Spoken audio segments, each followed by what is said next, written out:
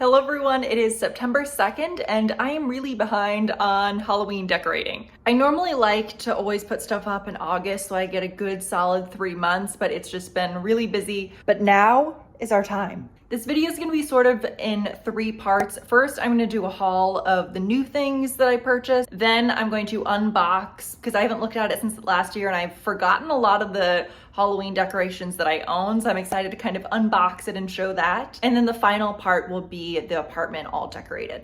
But I did want to mention, let me grab this. A lot of you might already be aware that I have a horror Discord group that I run with a bunch of other great admins. Throughout most of the year, it's just a casual place to talk about all things horror, but of course, during Halloween, we've got to have a couple book discussions. So the poll has already closed, but sorry, the AC is really loud. I'll turn that off in a second. Book poll has already closed, but the 2 books that won are The Children on the Hill by Jennifer McMahon. If that name sounds familiar, she wrote The Winter People, which I loved. And this takes place during the 1970s and present day, and I've heard it's loosely based on Frankenstein, but I'm so excited. I've heard people say that it's just the perfect Halloween read.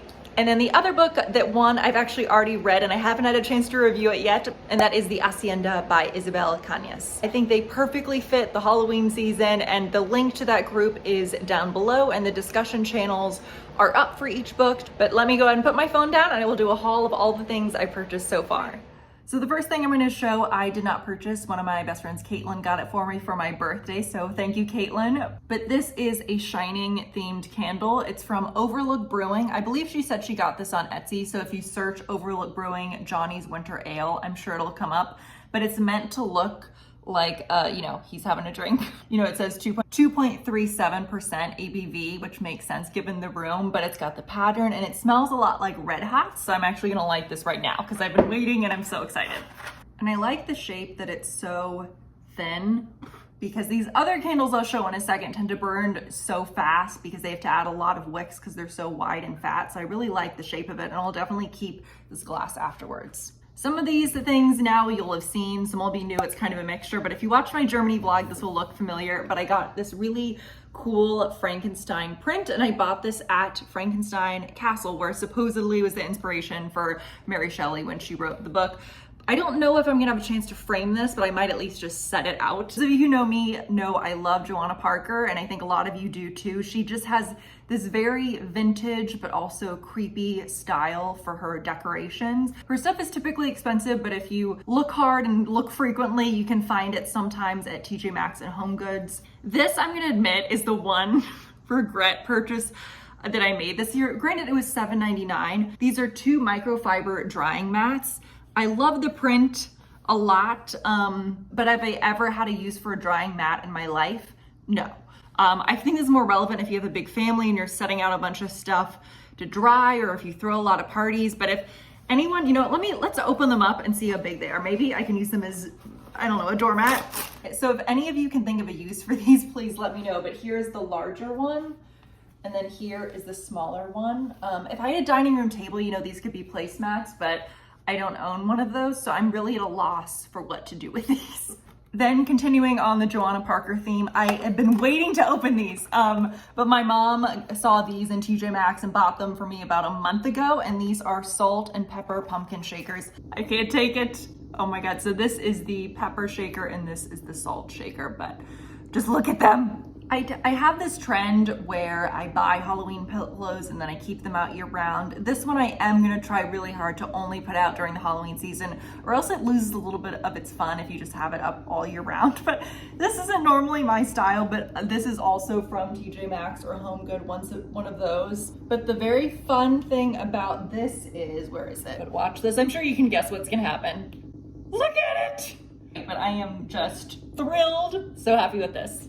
This, however, will be a pillow that's gonna stay up, I think, year round. One, just because it's so massive, I wouldn't have a place to store this. But please let me know down below, when it comes to Halloween decorating or aesthetics, what's your favorite kind of genre? For me, it is definitely a haunted house. But this one I got again at Home Goods. Just look, it's the dream. The dream is to live here. But this was huge. It was about $25, and I already showed this in my Halloween kind of decor hunting video, but I'm so excited for this big beast of a pillow to just be up year round. I'm realizing now quite a few of these are gifts, but this I got from my mom, and it is a Halloween Halloween Town keepsake.